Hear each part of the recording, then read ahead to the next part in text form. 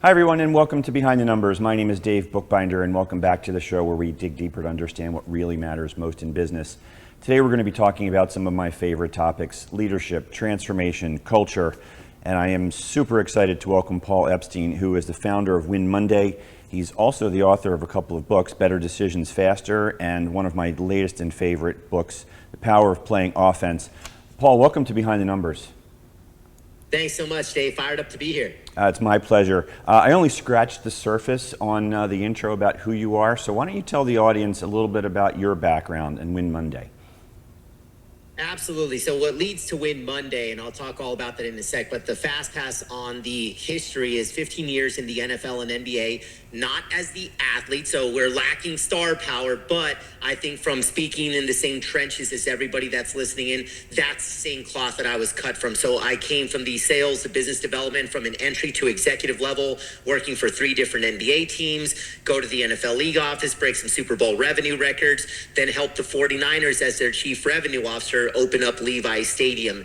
And while I shared some of the trophies and some of the highlights, there was also quite the opposite, because my first job was for not the LA Lakers. I'm proud, born and raised Angelino. It was for the other team at Staples Center, the LA Clippers, which now there's some pretty infamous documentaries about, and ownership and the whole thing. When I started, Dave, ESPN called us the worst brand in sports. Sports Illustrated front cover doubles down and says you're the worst franchise in sports history, and we had to sell that. Yeah. But here was the big mentality, and here's what ends up fueling this playing offense mindset in what is a very defensive world.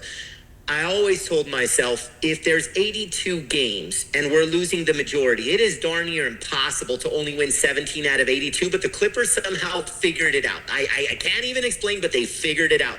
And what I would tell myself and share with our team as I climbed up the ranks, I said the losses may not be our fault, but they are our responsibility. So if you're listening in, the change, the disruption, the uncertainty, all the things that are going sideways that are largely out of your control and environmental, it could be an economy, it could be a pandemic, it could be whatever, I just call that defense. And I rally folks, whether on stages or podcasts, I say, how can we play offense regardless of how defensive the environment gets? And that was a principle that I learned at the Clippers by saying the losses are not our fault, but let's make the next day our responsibility. The mindset, the mood, the energy, the attitude, the effort. And that's the same for everyone listening in and watching right now. There's going to be adversity. There's going to be storms. Okay, that's not your fault, but make it your responsibility. And that's that ownership principle. And so from there, we kind of go on the fast pass. New Orleans, then Hornets, now they're the Pelicans. We almost lost the team to permanent relocation. I was at the Sacramento Kings, and bang, there's a league-wide labor lockout. How do you manage morale when it feels like people's livelihoods are taken away? NFL league office, that was a pretty traditional thing. We achieved some pretty high goals and standards, but there wasn't any big controversy. But then my final stop before the eventual Jerry Maguire leap, when I was at the 49ers, we're kicking butt and we're generating billions of dollars. And then the infamous Sunday where Colin Kaepernick takes a knee. And here I am, head of sales and service, facing 70,000 fans along with my team directly in the aftermath. So if you want to talk about walking through fires, that was really the history of it. And so, there was a retreat that when I'm at the Niners, it changes my life. I did the inner work of self-discovery, find your why, find your values. I kind of got that inside-out approach to leading myself and then scaling that out to leading others. And I just got obsessed with it, Dave. I got obsessed with this self-discovery and professional development and transformation space and growth space. And really, that's the spirit of Win Monday as well. The Monday after that retreat is when I made the decision and I took the action to start the work of coaching the why to others. Eventually, the 49ers called me the why coach, and that passion project overtook my love for the day job. I was decisive. I took action, and I overcame all of the natural self-limiting beliefs that go into a leap like that. But where I've landed is that I've studied, as I've worked now with Navy SEALs, with Olympic athletes, with Fortune 100 CEOs and beyond, I've realized that the key to all growth and transformation is winning Monday. No matter the growth, the transformation, or the outcome that you seek, it starts by winning Monday, because when you do that, you now have momentum to win the week.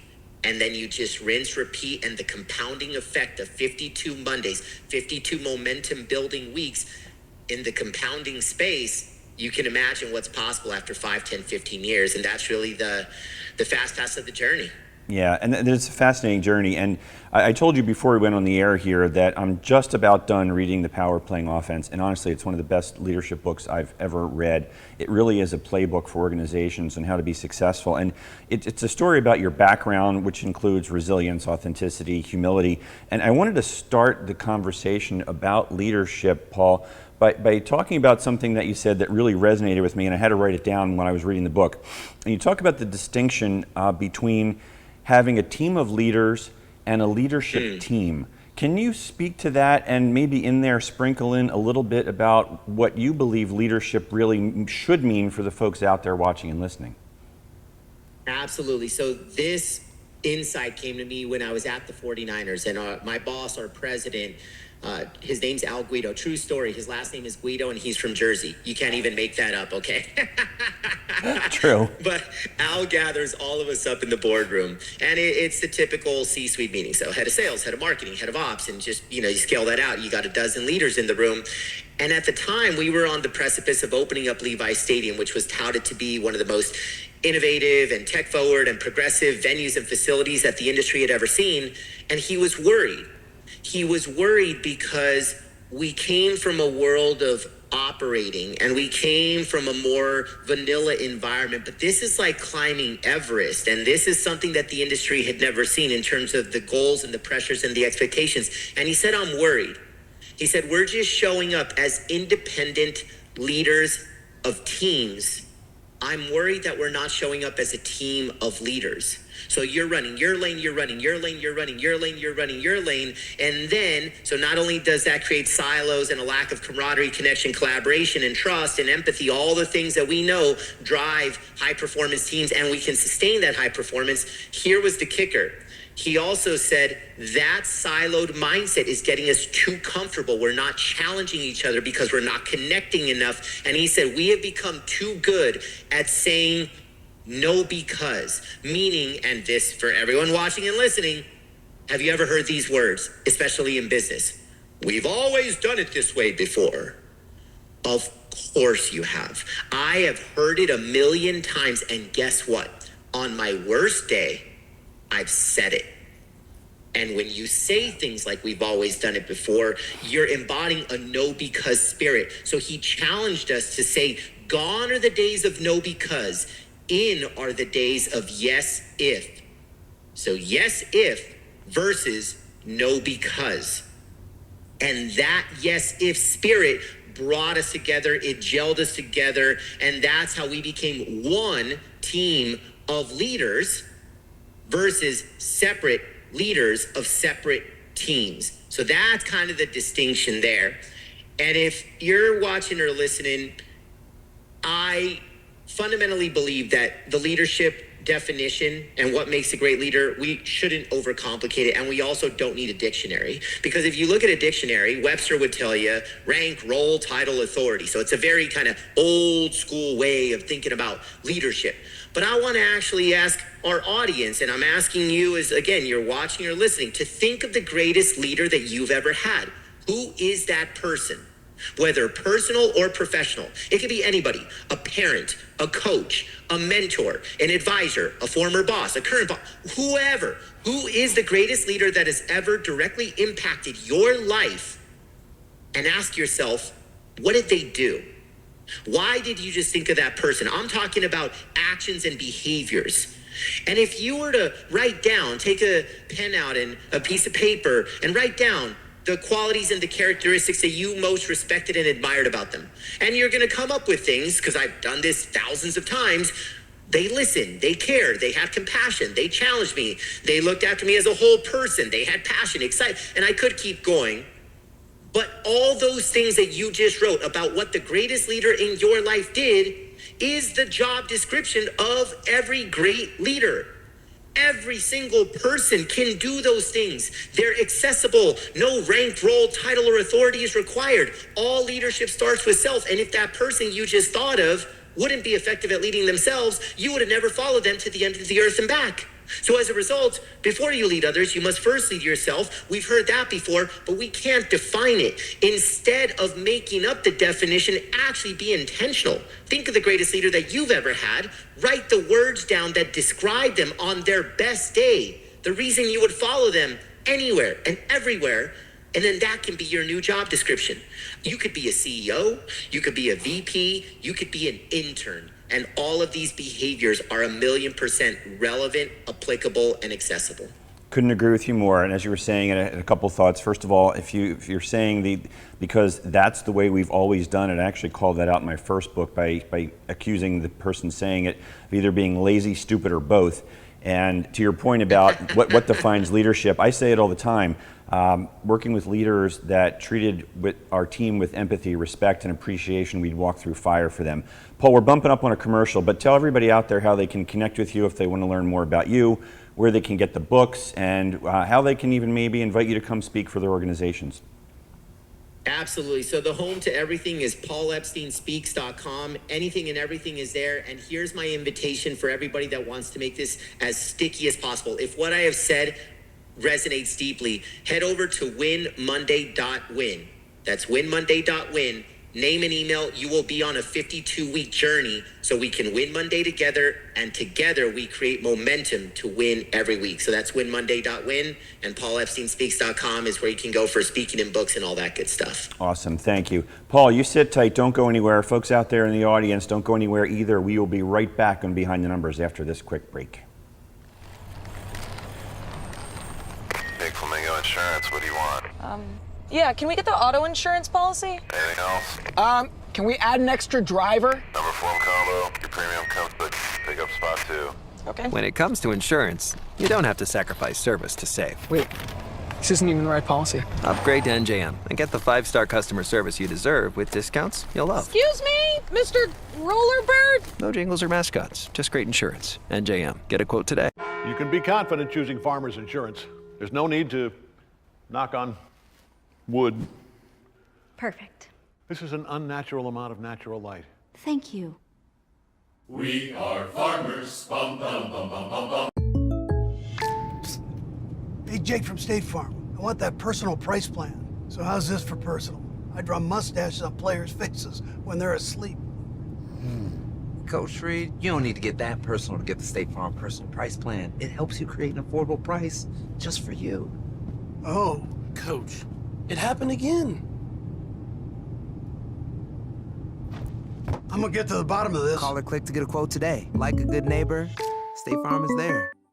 She found it. The feeling of finding the psoriasis treatment she's been looking for. Sotyktu is the first of its kind once-daily pill for moderate to severe plaque psoriasis for the chance at clear or almost clear skin. It's like the feeling of finding that outfit psoriasis tried to hide from you, or finding your swimsuit is ready for prime time.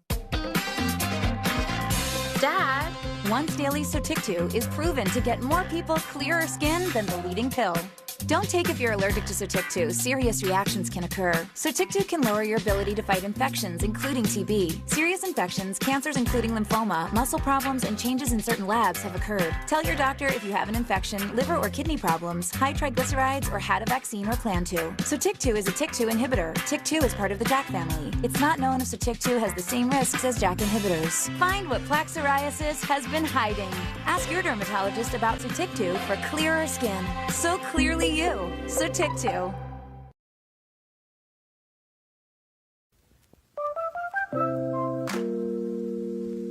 Hi, my name is Dave, and I am Metro. Hi, I'm Andrea. I am Metro.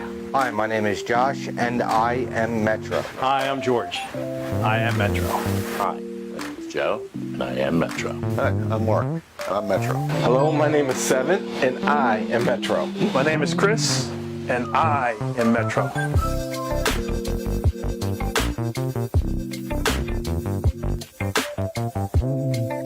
I am Michael Barretto, President and Founder of Metropolis Passenger Logistics, and we are Metro.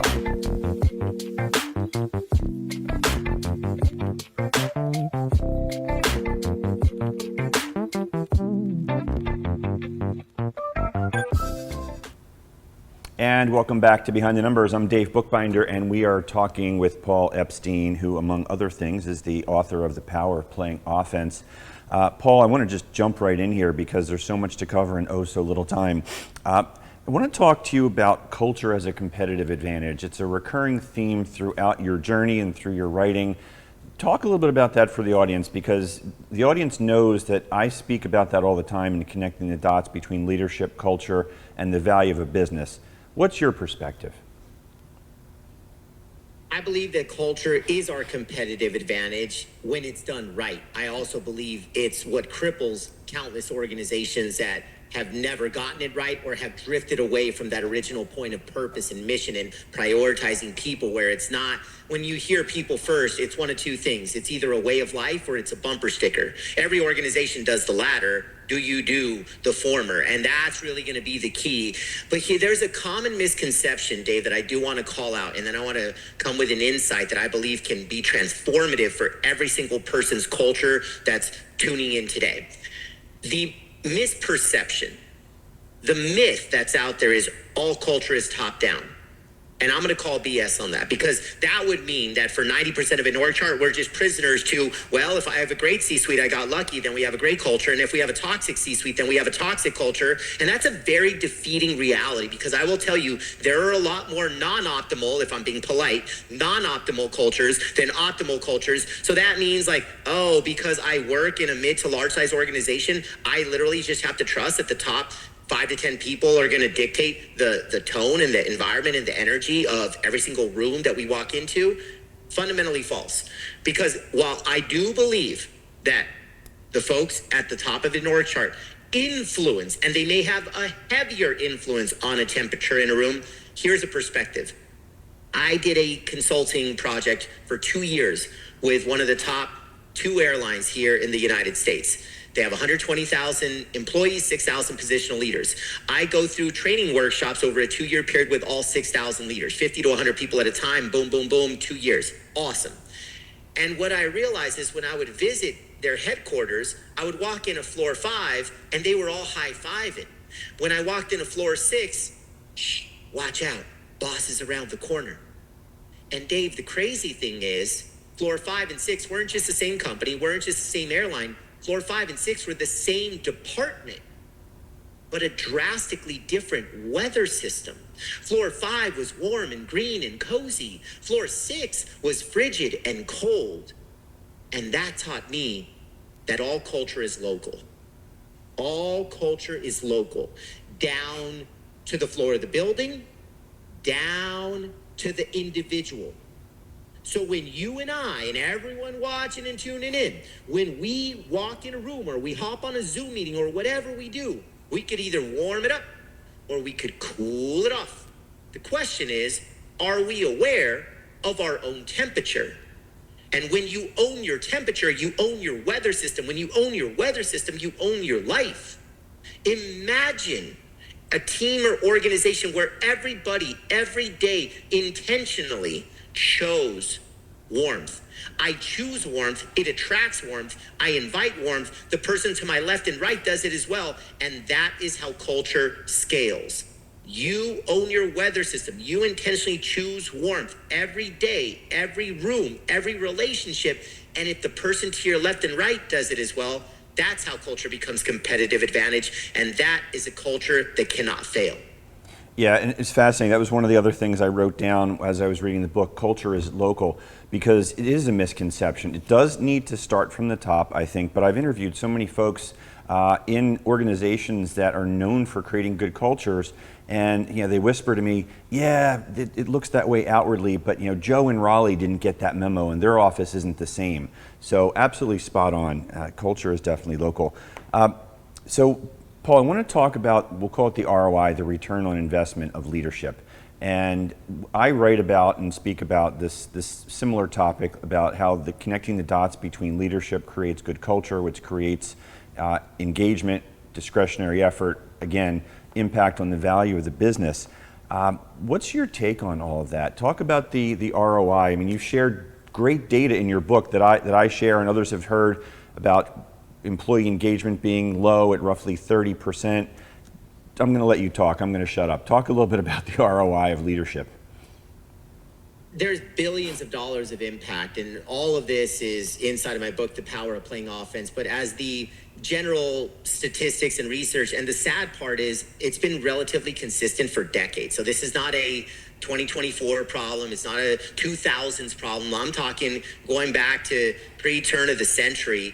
This is just what it is. 7 out of 10 people don't love what they do, who they do it with, who they do it for. And so you have people doing the bare minimum to keep the paycheck, keep safety, keep security, keep comfort, keep all of that. But there's a gap. There's a gap of happiness. There's a gap of fulfillment. There's a gap, in this case, of care. And I'm not knocking the people. I'm actually knocking the system, and then the system that creates doing just enough to get by.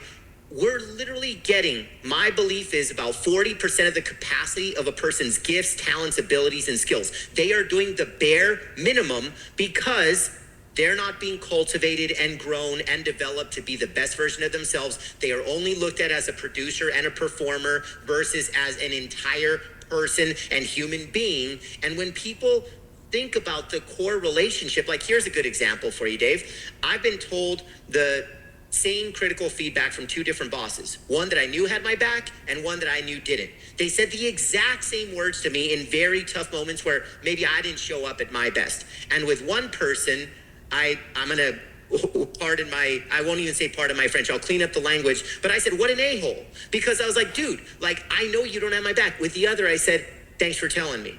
Like, that sucked to hear, but I appreciate you just shooting straight. I'm gonna dust myself off and I'll be fine tomorrow. Keep the feedback coming.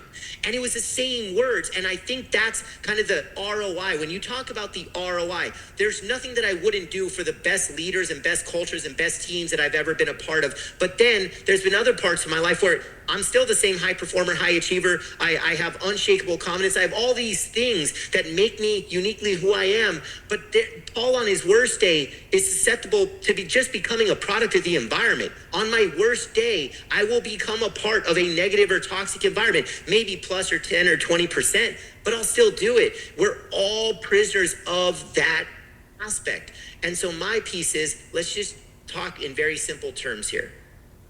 Would you rather get 40% out of each person's capacity, but you have a filled locker room?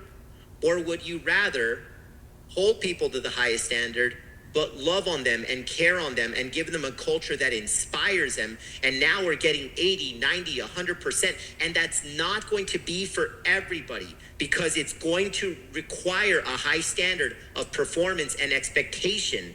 And we're going to have to own it and live up to it. And we're going to have to care deeply about it. But at least now you're getting a greater capacity. And even if some folks pop out of the locker room, at least now you have the right locker room. And that's really the ROI. It's the bus, people on the bus, engagement on the bus, all-in mentality on the bus, entrepreneurial spirit on the bus, and then all the things like happiness and fulfillment and purpose and impact. All of that starts to take care of itself, but it starts by making people feel like they matter. Yeah, 100%. I couldn't agree with you more. Paul, tell the folks in the audience how they can connect with you, where they can get your books, and what's the best way to get an invitation to speak. Absolutely. So for speaking, books, all that good stuff, paulepsteinspeaks.com is the home and the hub for all information. And then if today has inspired you, if it has resonated deeply, this talk about leadership and teams and culture and performance and becoming the best version of ourselves, then I invite you to Win Monday. And Win Monday can be found at winmonday.win. So we kept it pretty darn simple. Winmonday.win. What that's going to do, name an email. You will jump on a 52-week momentum journey. And this is just a free gift from my heart. I call it Monday Momentum because my belief is when we win Monday together, now we have momentum to win the week. And then we repeat the cycle the following Monday and the following Monday and the following Monday. So winmonday.win would be how we can have the stickiest relationship possible. And as I say, meet me at the 50. Yeah, it's a great expression, meet me at the 50. And if there is a knob to turn the employee engagement to the right just a little bit, I think your book, The Power of Playing Offense, gives you the ability to grab that knob and twist it to the right. Paul, I want to shift a little bit to your role as the why coach of the San Francisco 49ers. Everybody is familiar with start with why, you know, the Simon Sinek expression, and it's a popular expression in business, and not everybody really takes it seriously. Share a little bit about your role as the why coach and what the impact was on both you and the organization. I believe we all have a compass that serves as our personal GPS. It's really our operating system. And it was at a retreat when I was chief revenue officer of the 49ers. That retreat ended up changing my life because it was the first time that I did work on my inner compass. So for everyone that's tuning in, here's what our compass looks like from the inside out. At its heart, the core of it, you have your why. Other people call it your purpose. Then the next layer out, you have your values. Together, your why and values represent who you are. So why and values equals who you are. Then the next level out, you've got beliefs, a belief system. These are molded through your life experiences to date. Your beliefs represent what you stand for. So far we've got why and values equals who you are, beliefs equals what you stand for. And then the two outermost layers, the ones that are more easily visible, even for a new relationship, they are decisions and actions. And together, your decisions and actions represent how you show up. So I'll sum it all up. You've got why to values to beliefs to decisions to actions. The first two are who you are. The next one is what you stand for. The outer two are how you show up. And the best, most consistent, most confident, most authentic people in the world, the ones that balance confidence with humility in a perfect fashion, it's because they know who they are and they bet on themselves. And they bet on themselves because they know what they represent, what they stand for from the inside out. They tether their decisions and actions to their inner core. So when I took the Jerry Maguire leap from sports, when I bet on myself to become an entrepreneur, when I went back to school, which is something I said I would never do, well, now that I'm placing all these massive bets personally and professionally, I literally put them through the filter of my values at my core. And that workshop, that retreat, that's why it had such a transformative effect on my life. And Dave, the cool part is I decided to, as a passion project, double down on coaching the why to others the Monday after the retreat. So I share from stages all over the world now that there is a Monday that changed my life. And today's conversation can have an equally transformative effect on yours. And after I go back to the 49ers office, I start to preach about the why, and my team starts to say, I want some of that. Then so water cooler buzz starts, then some of the football coaches, then some of the players, then HR approaches me and says, what do you think of coaching the why to our onboarding employees? And that's how I became known as the why coach. And it eventually does lead to the leap, and it leads to this gift of purpose that I'm just paying forward. And me being a why coach, the greatest graduation of my life, from career to calling. Yeah, and for folks in the audience who are thinking maybe, I don't know if I have a mission and purpose, and this why thing sounds sort of amorphous and woo-woo, I will tell you that in the Power of Playing Offense, there literally is a playbook that will help you discover your why and what matters for you. Paul, I'm getting the sign. Unfortunately, we're out of time here, but I can't thank you enough for joining us today on Behind the Numbers. Thank you so much, Dave. Fired up to be here. It was a great conversation. Gang, we've been talking with Paul Epstein. Definitely check out his books. You've got the website, winmonday.win, and definitely subscribe to that. I'm sure you're going to get some great inspiration in your inbox. I want to thank Emma for running the board. Great job today back there in the darkness, Emma.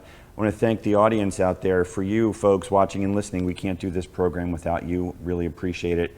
If any of this conversation about leadership resonated with you and you're interested in reaching out to Paul, reach out to me also on LinkedIn. I write about this and speak about this as well, and would love to get your perspective. So you can find me on LinkedIn. That's all we have for today, gang. We'll see you next time on Behind the Numbers. Take care.